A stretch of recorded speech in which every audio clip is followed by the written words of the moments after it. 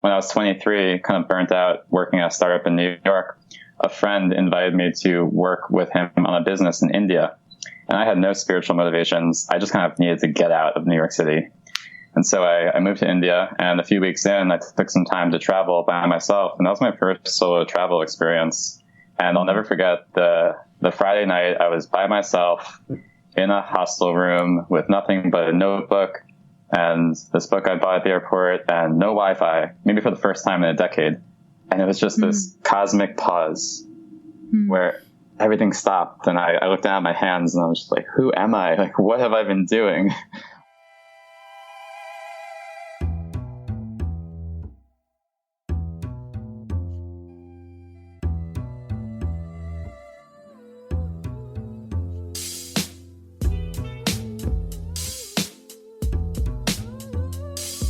The notion of digital wellness might sound like a contradiction to some people. However, many tech activists are consciously working on redefining our relationship with technology. We've all figured out by now that we cannot do away with our digital life, but we may be able to revivify the use of technology as a tool to serve humanity rather than the other way around.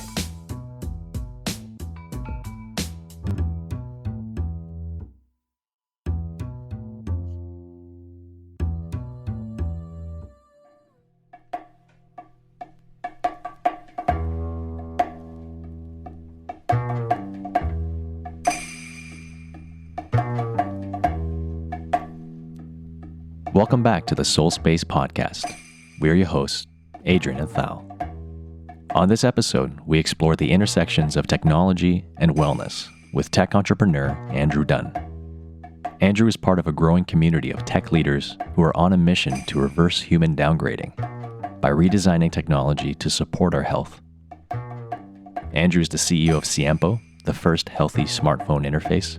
In 2018, he accidentally started 3 conscious communities: Digital Wellness Warriors, Conscious Angels, and Wharton Wisdom. We hope you enjoy this conversation. It is our pleasure to bring you Andrew Dunn.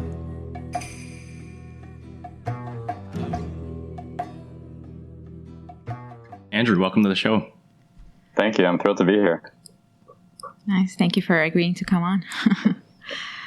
I think a place to start from is we'd actually like to hear about your own personal spiritual journey. Yeah, absolutely. What's great is that it's only 11 a.m. and this is not the first time I've shared that this morning. Lovely. Wow. And I like to start just locating myself growing up in affluent suburban New York in the 90s. A lot of pressure of expectation, a lot of abundance and opportunities, and also scarcity, and molding towards a certain definition of success. So, studied business in undergrad, was kind of in the fast life, having some existential questions like, "What's this all about?" Gravitating a little bit towards stuff about like UFOs and aliens and philosophy, but never diving into seriously. And then when I was 23, kind of burnt out working at a startup in New York, a friend invited me to work with him on a business in India. And I had no spiritual motivations. I just kind of needed to get out of New York City. And so I moved to India, and a few weeks in, I took some time to travel by myself. And that was my first solo travel experience. And I'll never forget the Friday night I was by myself in a hostel room with nothing but a notebook and this book I bought at the airport and no Wi-Fi, maybe for the first time in a decade. And it was just this cosmic pause where everything stopped. And I looked down at my hands and I was just like, who am I? Like, what have I been doing? All that go, jumping through hoops, trying to be someone else. It just came to a stop. And I finally had space and time to really reflect and think about how I was showing up and open to new ideas and experiences. And I was high on life like that for a few days. It was really magical. And the main thing I kept coming back to was this relationship with technology, with my phone, with social media. I guess I got my first phone in middle school, Facebook in high school, dating apps in late college. And I was really hooked on smartphones and social media in a way that was getting in the way of all aspects of my life and really watering down my potential. And no one was really talking about it at the time. I would get made fun of by people in my fraternity because, you know, that's what you do. You're in a fraternity and people just like aren't really nice. But, yeah, I just didn't really know like how I would improve my habits around tech. There weren't many tools, if any. And so after that experience in India, I really started thinking critically and from an entrepreneurship lens, like, how can I help other people with this massive problem that I'm seeing all over the developing world in addition to the developed world? And seems like one of the things that is causing a lot of societal level challenges in addition to individual challenges.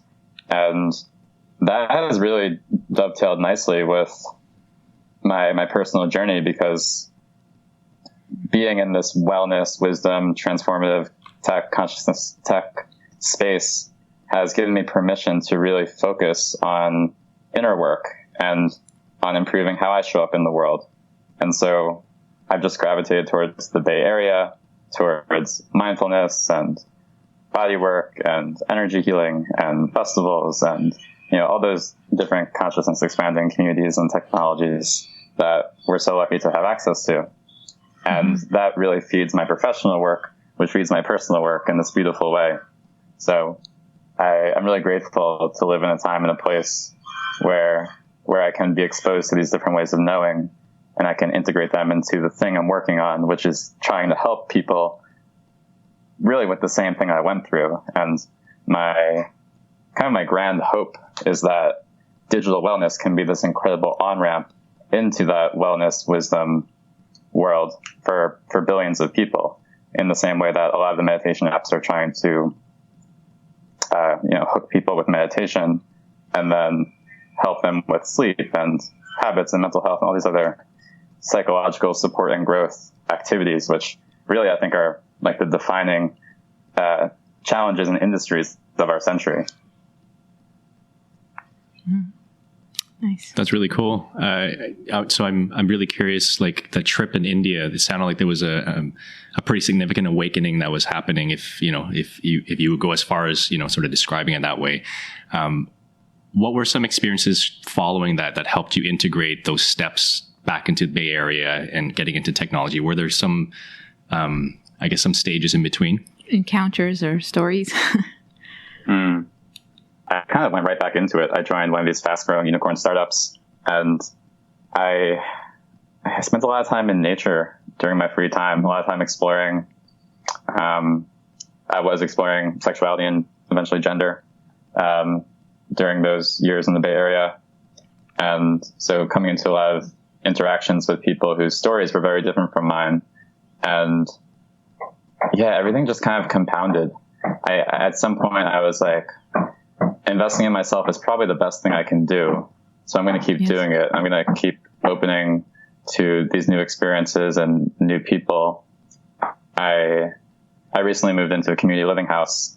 It's a justice-oriented, Jewish, queer-friendly community living house in Oakland. Like, all of those things are new experiences for me. Mm-hmm. And we don't really talk about tech in the house at all.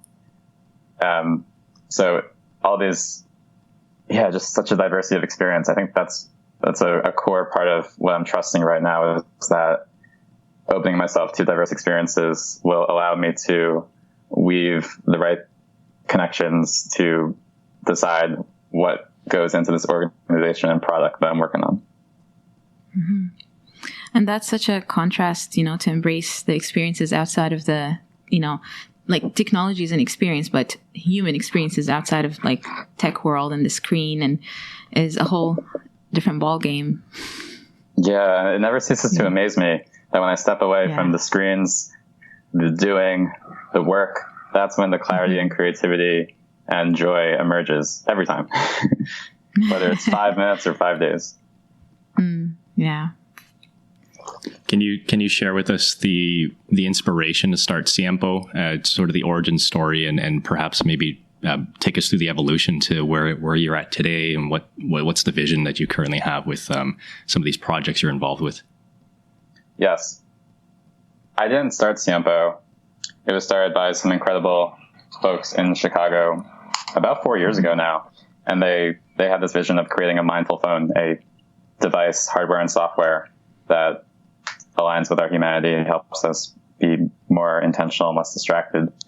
And I left that unicorn tech company about 3 years ago, and I was kind of like, that's it. I'm not working for another company that's not nourishing my soul or serving the whole in some form.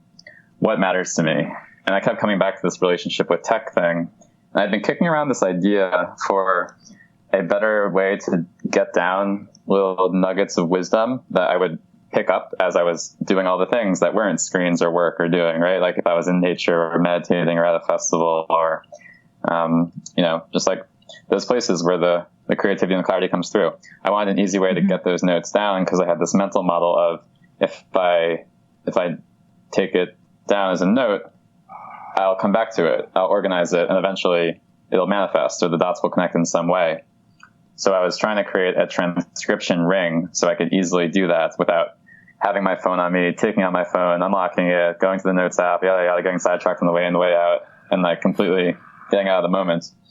And so I pitched that idea at a hardware meetup almost 3 years ago. And one of the original Siempo founders was also pitching Siempo, and our stories sounded so similar. And at the time, there were very few people talking about this. Tristan Harris was maybe the only other person who I'd really seen chirping about it. And so me and Andreas kind of looked at each other, and it was this love at first sight thing. So we started talking and wound up doing some contract work for them because I was still focused on the ring. And then eventually I was more inspired by what they were doing. So I joined fall of 2016, and then spring of 2017, we launched a Kickstarter campaign for the hardware project. And we got a lot of buzz, but we didn't meet our goal. And we learned a lot. Learned that the switching costs are super high for people to try the first version of something that doesn't exist and no one's tried.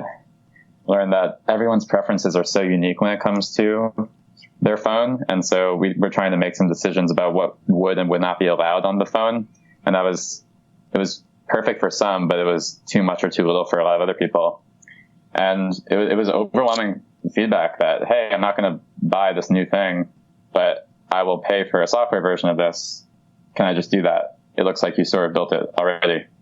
And so that was kind of a clear pivot for us. Okay, yeah, software, we can reach a lot more people a lot faster and iterate faster. And so we pivoted to this Android launcher product. Android allows developers so many degrees of freedom to get creative. We can mess with the notification tray. We can paint pixels over apps. We can just change the entire look and feel of the phone. And it's really bonkers that no one has done this before. Like, obviously the smartphone is such a problem. How has no one redesigned it for self-care and mental health and well-being? And I think the only reason that we were the ones to be the first to do that was because we started from hey, let's reimagine this whole thing, like a whole phone operating system, versus a lot of what has been out there. And these are really good products, but many are focused on these smaller point solutions like tracking time or helping you set boundaries from apps like Facebook. So with this software path, we were able to create a complete solution that meets people where they're at and doesn't require all these micro decisions throughout the day to get value out of. It's kind of like you download it once and it's this like digital medicine where all of a sudden your whole digital world is reoriented towards intention and focus and connection. And then, like some of the feedback's insane. Like people thank us for saving their life, for giving them their life back, for more hours a day with their kids. And the product's got a lot of room to improve. We basically built all this new to the world stuff and did it on a budget and did it in it's a very emerging market category. So it's been challenging to find people to finance this and to help us move forward. But one of the big things we did in the fall was we transitioned to an open source project because we sensed that there are so many heart-centered developers, designers, people who are just done working for some, B2B 5% user experience improvement that raises a ton of money and burns people out in the process. Like they want to do something that's actually helping the world. And also that there's lots of people who are interested in this humane tech movement, but there aren't really products to plug into. So with the open source project, we have been recruiting some volunteers from these big tech companies to help us explore what does a smartphone interface that supports mental health and well-being look like? What should the home screen of the planet say? How can we honor our Paleolithic emotions and bring out our human brilliance? And so, yeah, it's a cool opportunity, cool time for us right now. I think the timing is better than it was a couple of years ago. People are starting to wake up to this and look for solutions, and I think we're a pretty good one. Awesome. That's amazing. Yeah, I just watched the presentation earlier this week for the Humane Tech Center for Technology. I forget the actual title, and just it was really cool to kind of see that this is happening, and also a reminder that some of the toxicity from these devices were not intentional. Like, I think it was a really good reminder that it wasn't created by just bad people or bad humans. Right. It was just a byproduct of goals that were not aligned with human wellness, and certainly we can correct course. And I think that was sort of the sense I got, was that very sort of optimistic. There's solution oriented discussions happening. At a personal level, I'm curious your personal thoughts on that, and how what's sort of the next big things that we can expect to see happening within the design world, the tech world. What do you think is coming in the horizon? Yeah, the Center for Humane Technology is really doing incredible work. And I'm reminded of this Nir Eyal quote, that when you invent the ship, you also invent the shipwreck. And another quote, that there's lots of decent people upholding indecent systems. And I think the reality is that this is just one giant learning experience. I don't think many people have the foresight to consider the long-term consequences of things that we're creating, and to really develop a strong sense of human nature and integrate that into the design process, because we hadn't had a shipwreck before, frankly, and now we have a big one. And so we're collectively learning, and it's an opportunity for us to take one of two routes. We can unconsciously go business as usual, extractive attention economy, or we can bring awareness to what's happening and adjust. And so that's really what the Center of Humane Technology is doing. They're pulling all the different levers, whether it's policy or galvanizing decision makers of these companies, or supporting companies like Siempo that are building the future. There's also, I was at the talk, and Tristan came back to this E.O. Wilson quote a couple times, that the real problem of humanity is the following: we Paleolithic emotions and technology. Can you say that one more time? It got cut off right before you're about to begin. So the quote. Yeah, absolutely. So E.O. Wilson says that the real problem of humanity is that we have Paleolithic emotions, medieval institutions, and godlike technology. Wow. And so Tristan says we need to embrace those Paleolithic emotions, upgrade our medieval institutions, and cultivate the wisdom to wield that godlike technology. Mm-hmm. And so it's such a cool civilizational moment where we get to work on this to reverse what he calls human downgrading, and design ergonomically to wrap around those human needs. And yeah, I think I'm still sitting with the experience from Tuesday. There were so many amazing people in that room, and we've always looked to Tristan and Center for Humane Tech for inspiration, because frankly, they think about this most deeply, and they have been doing it for the longest, and they're really bright, and they have really wonderful intentions and experts in their orbit. So when we're creating products or making decisions, we draw inspiration from a lot of places, but we definitely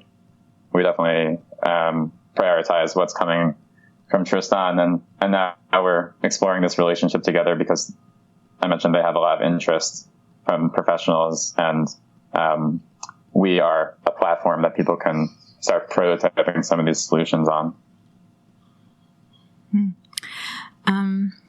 So a question that comes up for me is, someone that's from the older generation, like listening to us speak, what would they come in, they're like, can we really align technology with our humanity? How would you answer that question? Or what are your thoughts around that? Around any sort of skepticism, anybody with sort of the more pessimistic attitude towards technology as inherently evil, or it's it's not human, or how whatever. How do you normally interact with that? Yeah, I think the point that Tristan wanted to drive is that we need to cultivate a stronger understanding about how individuals and social groups work. And so he proposes this full stack socio-economic model of human nature, everything from the individual level, our physiology, like are we breathing when we check our email, and emotions and attention and cognition, sense making, all the way up to decision making, social reasoning, group dynamics, social environment. And if we have that model, then we can better diagnose problems. And if we're cohering a lot of the experts in all these different disciplines to set standards that then a product or design team at YouTube can reference and can connect with those domain experts on when deciding, hey, how should we design this new thing that 2 billion people are going to be using, and it's going to be shaping their consciousness. Like every one of these companies, for the most part, agrees that, yeah, things need to improve. And it's really cool to talk to people at companies like Facebook, where, Facebook's had it rougher than some of the other ones the last couple of years. And there's, what I'm sensing is a strong sense of camaraderie. Like, it's not so much shame or embarrassment. It's like, wow, like what an incredible challenge and what an interesting time to be here. Like I'm in it. I'm really excited about how we can learn from what has happened and integrate that to make something better and learn from the processes that we try to do that so that we can just keep getting smarter about learning and growing and learning and growing. So I have reason to be hopeful. I think the money question is always the biggest question mark, and it would have been cool to hear a bit more about that during the presentation, because that's one of our questions since the dawn of time. It's how do you shift these business models from extractive, all about optimizing for engagement and attention, to what's most life-giving. And like instead of a race to the bottom of the brainstem, what's the race to the top, where all these companies are starting to compete on who can add the most value to someone's life, who can improve someone's mood the most, who can be the most trusted. And I think it's a process. It's not going to happen overnight. It's easier for a new entrant like us to learn from those pitfalls and draw a line in the sand and say, we're all about this, and really show it. And I think that's something that's going to serve us well as we go. It already has. Like, we've built a reputation as a high integrity Silicon Valley tech company, which is rare. But yeah, things take time. I think that's one big lesson I take away from the last few years, because I have these bursts of insight and vision, and I race to make it happen in the world. And time and again, I realize that these things take time, and that's okay. And I don't have to act on every idea I have. And that's one of the things I reckon with, because I feel such a call to step up as a leader in this movement and really step into the biggest expression of who I can be and what Siempo can be. And then I'm trying to cultivate a self-care lifestyle where I'm finding rest and joy and doing things that bring me connection and peace. And so, how does one do that if they're a Silicon Valley entrepreneur trying to work on a very urgent problem because we have 8 to 12 years left of stable society, and if only we can just shift people from games and dating towards plugging into climate activism, then like everything would be perfect.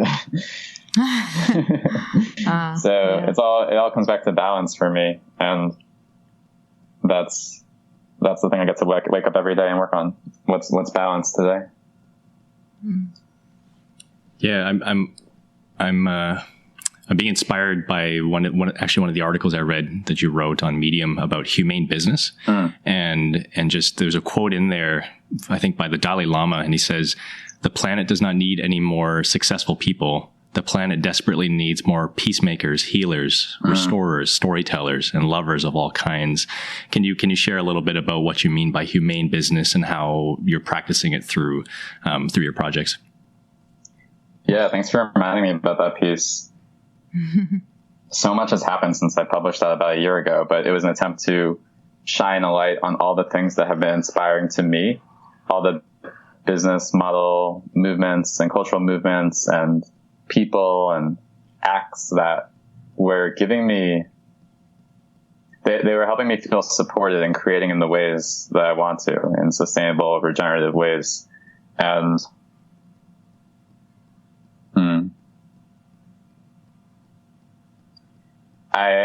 I think a lot of my sense of purpose comes back to what communities am I connected with, what experiences have I had, and so like where are the trim tabs, the acupuncture points that I can have the most impact with the smallest effort. So an example of that is 2 weeks ago, I organized a alternative career panel for my alma mater, because there's all these business school kids who really struggle with the cutthroat environment and investment banks coming to recruit on campus in their sophomore year when these kids are 19 years old. And, that's the shiny candy, and everyone wants it. And a lot of people's self-worth is tied to if they got that internship. And I'm so inspired that there's now organizations on campus, wellness clubs, mental health clubs. There are fraternities at Dartmouth that have mindfulness chairs. How cool is that? It's just like so simple and helps with so many problems, whether it's sexual violence or stress and depression and toxic masculinity. It's just like so simple. And so what does humane business mean? I think it's something around serving the whole over just the needs of self. Something around being self, because everything we create is an expression of our fears and biases. And I think it means coming back to human connection and building deep relationships with people that aren't so transactional. I mean, that's what's so cool. Like I think one of my skills is networking, or being a connector, depending on how you want to call it. And it's so cool that, like, I love Facebook. Facebook allows me to connect with such interesting people around the world who can help me and I can help them. It's like, I think there's a lot of people who are missing out on the amazing parts of Facebook. Like, we can't reduce anything to just good or evil.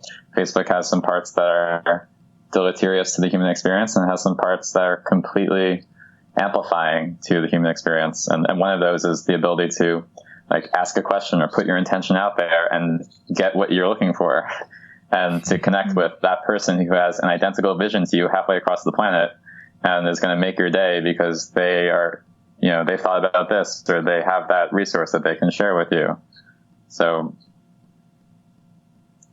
yeah, what's humane business? I don't know. I think it's something I'm still exploring. I think it was also just an attempt to like ride the coattails of Center for Humane Technology and try to do some thought leadership. Yeah, no, I really appreciate that. I mean, I look at our project, just even with this podcast, as largely it's possible because of platforms like Facebook, right? That we can actually share this out there at no cost, and it could be, duplicated, and people like, in some of the stats that we're looking at, like people from like nations that I can't even imagine, never envision as part of the audience, like they're part of it, because it's hard to kind of bring that into my sort of local linear thinking brain to think in a global large connected system. It's just not intuitive. And so when we begin to start seeing the reach and the possibility, it gets really exciting. That's so Absolutely. Cool. Speaking of which, are there any projects or people you are particularly inspired by today? Yeah. Oh, yeah. I think the biggest thread I've been following since I published that blog post was this. Where did it start? Maybe listening to this philosopher, neuroscientist, Daniel Schmachtenberger, systems thinker. He's part of this organization, Neurohacker Collective, which makes a nootropic called Qualia. And there's a great podcast attached to it.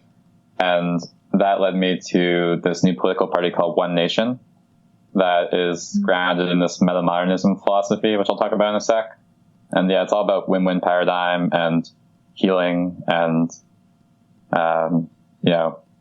transcending the bipartisan gridlock that we have in this country and really creating a party that sees and hears people and considers all perspectives and works towards planetary peace and rebirthing civilization, which sounds all really good. And I cried tears of joy watching their stuff. That's One Nation Party USA. And yeah, this metamodernism philosophy ideology, there's a great book called The Listening Society. And it kind of highlights that, like, we have this modern world. Postmodernism deconstructs everything that's wrong with this world, but it doesn't really offer a reconstruction. So what is that reconstruction? Yeah. Where are we going? Like, what's the logical progression of this civilization that we have? And so it looks to the Nordic countries where they are doing lots of things to care about the sick and children and the environment. And they're not saying screw capitalism. They're kind of like integrating the best of postmodern, modern, pre-modern, not excluding anybody, and really trying to orient around psychological support and growth, because that's not even being talked about in politics. And so even if, like, whatever side of the aisle you're on, even if you get everything you want, we're still going to have millions, billions of people who are lonely, depressed, without meaning. So, and we're not even talking about that. So what is the society we really need to meet the demands of our century in this civilizational moment that we're in? And I really appreciate there's one little line about how the meta-modern aristocracy are hippies, hackers, and hipsters, which I imagine might be a bunch of your audience or a bunch of your networks, and how whereas financial capital has been the marker of success, it's losing a lot of its, or well, maybe other types of capital are becoming more relevant, like social capital, emotional capital, sexual capital, etc. And yeah, I mean, that feels really confirming to me, because I've instinctively gravitated towards some of the more spiritual, esoteric subcultures, and that's because I find a lot of meaning there. I find a lot of real connection and inspiration, health, and there's, like, not everyone in my world agrees with that. So hearing from an authority figure that is not just some, like, deep trust hippie thing, but like, actually, no, this is hugely important. This is a huge industry. This is critical to the surviving and thriving of our civilization. That just gives me so much meaning for what I get to wake up every day and do. And even if it's not Siempo, I mentioned right before we recorded this that I wrote down, like, kind of a draft of a purpose statement, because I've worked on a lot of different side projects over the last few years as I've been involved with Siempo. Not because I'm bored, but just because I don't know, I can't help it. Like, these ideas come and I really like to initiate things. And so I was trying to reflect on how they all weave together. And so I attempted to do that a few months ago, and it's changed since then, but here it goes. And I'll put emphasis on some of the words that have either turned into projects or significant explorations. Cool. So my purpose is to wake people up from the hypnosis of technology and privilege, to help them connect to their true nature and higher purpose, so they can enlist in team humanity for the benefit of all beings everywhere. So Siempo is about freeing up time and attention. Conscious Angels and Waking Up with Family is about freeing up resources, so that more people can take the leap to begin their personal journey towards their purpose. And then something about growing the world of services around human development and community that I'm tapped into, such as a modern grad school, a couple other things that are friends projects, Wharton Wisdom, that alumni thing I mentioned, to do. Anyway, so that more people can plug into Team Humanity so that we can create the beautiful world our hearts know is possible. I love that. I just got chills because, no joke, this morning as I was journaling, one of the things I was kind of floating around this idea that it seems like a lot of my training currently in sort of the psychotherapeutic realms and my past, I'm thinking about my previous training in physical therapy and fitness. One thing I'm now starting to see a connection is it has something to do with freeing up energy so that other people can do more meaningful work. And so literally freeing up energy was like a major thing I was sort of thinking about, this morning. And as you're saying that, my whole body just got a reaction there. Whoa. Let's talk about that. Yeah. Yeah, that's kind of trippy. Yeah, but I mean, there's something about attention, recognizing, this modern meaning crisis is to a degree of privilege. There's a degree of privilege that comes with enabling someone to actually experience the meaning crisis, to be at a point in their life where they get to question, oh, is this, occupation, career meaningful for me? Because you're no longer stuck at that survival level consciousness. Exactly. Yeah. So I think that's an important thing to highlight is to remember, there's an element of, being privileged. And as millennials, that's another thing that was sort of a theme that was kind of coming up in the journaling, was recognizing we're a unique generation. And these are things that are, sort of speeding up, but like you mentioned earlier, there's an opportunity too. This is a really cool time to be part of the change. And in a way, postmodern thought kind of paved the way for us by deconstructing everything and breaking away all the hierarchies. It's like, okay, let's do it again, but with, consciousness and intentionality. Yes, yes to all that. Yeah, oh man, so a bunch of things. One of my friends, and he's a coach of mine, said something on Facebook recently that like don't be afraid of your privilege, use it to help others who don't have it, something like that. Right. That really struck a chord with unstuck energy. Yeah, I was thinking about something similar this morning too, because I recently came into some abundance, and there's the conventional wisdom to save and put that in mutual funds that invest in a whole basket of random stuff. And, maybe you find some that are socially conscious and, not drilling for oil. But I also heard things over the last few years that I think I heard something, and forgive me if this is not historically accurate, but that in the Islamic world in 16th century, it was illegal to hoard money. Like you had to, if you had lots of resources, you had to keep moving them. And I think that might be still a component of Sharia law to some extent. I've also heard about communities that experiment with negative interest rates, where you want to keep money moving, because if you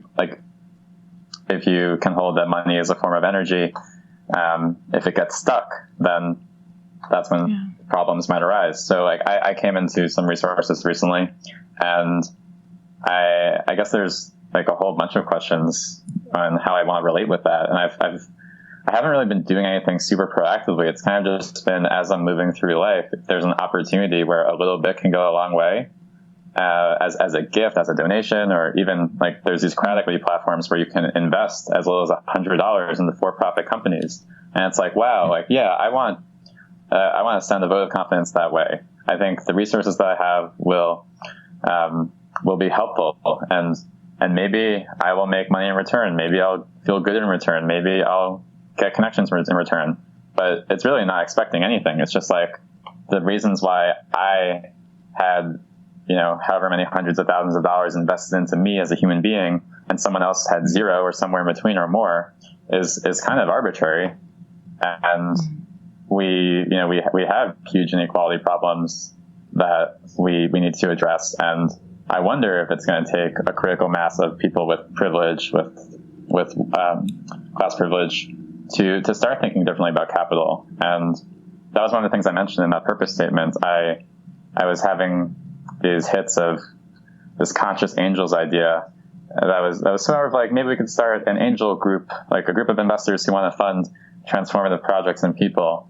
But it was kind of more of hey, I just want to help I guess I want to tell stories about how there's all these different ways that we can support the people in our community and around us that are not just a donation or a for-profit investment, which is only really, it's exclusive to people with a certain income level.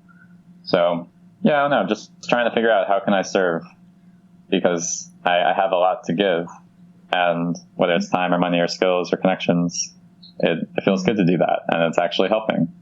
So I want to keep doing it.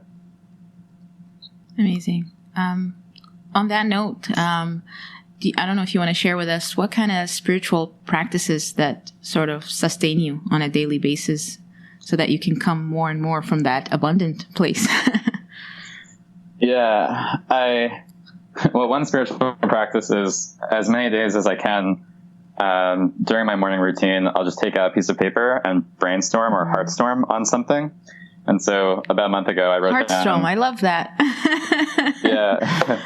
My friend Matthew Lazarus coined that, and he's actually visiting me right now, another conscious entrepreneur. So I wrote down spring self-care, and I don't know, I'm worried about it being perceived as just a whole list of things, because I don't do all these every day, but I usually do a handful that just intuitively feel right for me to do in that first hour of the day after waking up or throughout the day. So journaling, dancing, playing music, drawing, watching sunrise or sunset, incense. There's a garden right near my house. Gratitude, metta. Amazing. Yoga. I got these fun little things. I got the Leaf. What is it? It's a wearable that tracks your heart rate and breathing and gives biofeedback when your stress levels are higher. I got this whistle. Not a whistle. Fuck, I shouldn't have named this brand, but what I'm wearing is it looks like a whistle, and it's a Japanese ritual around expanding your exhale to 10 seconds. So you breathe in, and then you breathe out into this whistle for 10 seconds, and you do that a few times, and so it activates your parasympathetic nervous system. What kind of sound does it make? It actually doesn't make a sound. Oh, okay. But it just looks like a whistle. Oh, interesting. Yeah, I got Post-it notes all over my room that prompt me to think about what I'm grateful for. Siempo has an intention on the home screen, so I'm reminded of that 100 times a day. And I don't know, I try not to overschedule so that I have space to do whatever feels like the most important thing to do. I try to say yes to connection, to adventure. I try to educate myself. Oh, I was going to mention this because when we're talking about not everyone has the privilege to think about some of these things or, focus on inner work. There's a great coffee table book that showed up at our house a couple of weeks ago. It's called Psychology. And it's a coffee table book of the 100 most important psychologists through history. And first of all, most are men.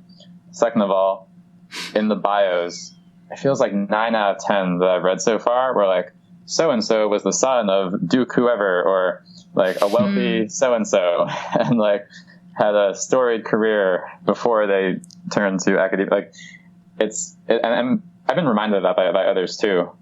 But so I guess there's like two ways to look at it. Like you can be shy about that, or you can really embrace it and use it and share it with others. Yeah, it also feels like technology kind of amplified the meaning crisis, where even people who are, whatever, in survival state or, worrying about just covering mortgage are also going through the big questions. It's like it feels it's more amplified in a way. So yes, privilege, but also it's a global phenomena now. This meaning crisis or, the big questions. I think it's like it's like a postmodern state or whatever. Mm-hmm. Yeah, it's so fascinating to track how automobiles, suburbanization, social media, polarization, like all these technologies and phenomenon have further separated us from each other, from the land, from spirit, from everything. And in that, in stories of assimilation and stories of, I guess, rapid change, where it's harder for the previous generation to really communicate to the next generation these wisdom teachings.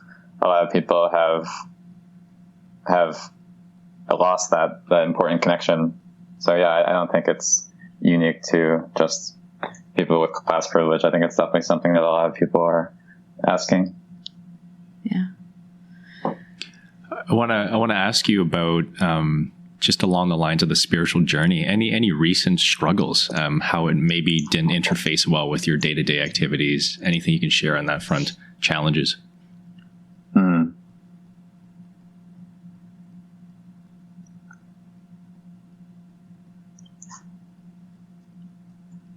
I think there's something around knowing my audience and meeting people where they're at. I think I stumbled a little bit earlier on, and still do sometimes, with coming into contact with folks who don't have the same awarenesses, or who like knew me as like a very different person. And it's really tempting to want to share all the exciting things that are happening in my life. And some of that may be projection, some of it may be like my need to be seen. And that can break connection with those folks. And so, I mean, this is something I'm learning as a person in the business world too. Like, you know, there's a way to walk into an investor meeting dressed like I'm going to Burning Man, or dressed like, you know, I'm walking into an investor meeting. And even if those investors go to Burning Man, that's a funny thing. Yes, yes. So yeah, and I think, so I'm reconnecting with Judaism more after about 20 years of really being disconnected from it. And this whole, like struggle balancing worldliness and holiness is, seemingly core to, the Jewish tradition. And maybe we have different words for it, but actually I think the meaning that is most resonant for me about the word Siempo, it was originally a Spanish play on siempre, always, and tiempo, time, and always being mindful of the time we spend on things. And then last year I was just thinking about it, and I was like, what does it mean today for me? And it was just like so clear that tiempo is time, technology, the mechanical, logical, masculine, and siempre, always, it's the intuitive, infinite, feminine. And we're about balancing those two energies, yin and yang, Shakti, Shiva, worldliness and holiness, head and heart, whatever you want to call it. And I'm embodying that, and our organization and our product is all about helping people balance, you know, being spiritual beings in the material world, or however you want to phrase it. Beautiful. Amazing. Thank you so much for your time today, Andrew. Oh, thank you both. It's really fun to talk about these topics. And yeah, thank you. Yeah, I'd love to be available to anyone who wants to learn more about any of the things I talked about. Is it okay if I share some resources? Yes, course, totally. please. Cool. Thanks. So yeah, email me at andrew@siempo.co. I'm on Twitter, Andrew Dunn, but with 2 A's, AAANDRWDUNN. I hang out a lot on Facebook because it's so good for my life. I'm open to opens. I spend a lot of time in New York. And yeah, Siempo's on Android. You could search in the Play Store. We'll be on iOS at some point. And yeah, we have an open source project. So if you're a designer, developer, data scientist, marketer, we'd love your support. We're also hiring for a tech lead. Okay, I think I've maxed out my my requests. Amazing. We're gonna put those links too on our show notes for sure. Yeah. Awesome. Yeah. Yeah, it's great to have you part of Team Human. Cheers. Likewise. We got this. Thank you. Thank you. Oh yeah, for sure.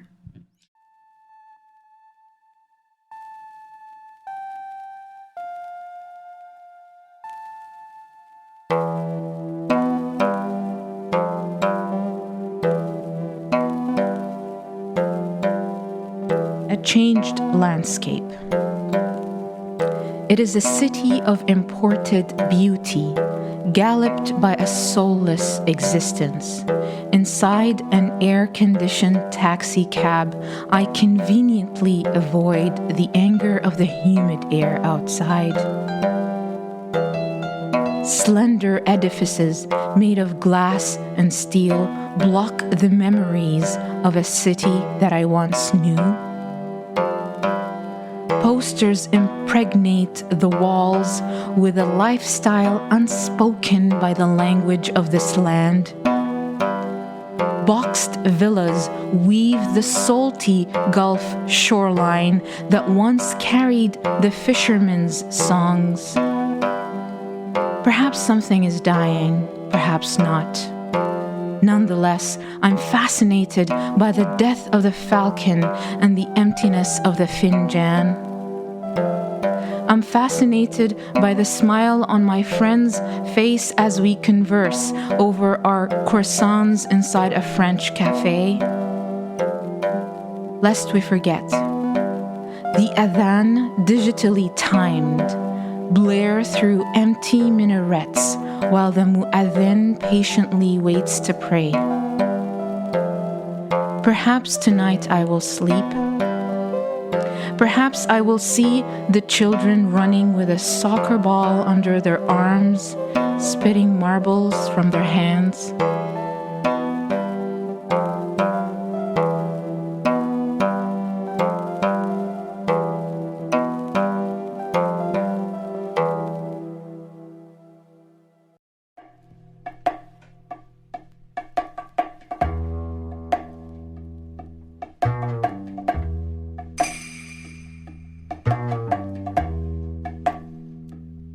We hope you enjoyed this episode. Next week, we talk about transformative experiences with L.A. Paul. If you enjoy what we're doing and want to help support us, please leave a review on iTunes. It goes a long way. We'd love to hear your suggestions for future topics and guests. You can let us know on social at soulspacepod, that's soulspacepod, or email us at info@soulspacepodcast.com. As always, thanks for tuning in. Until next time.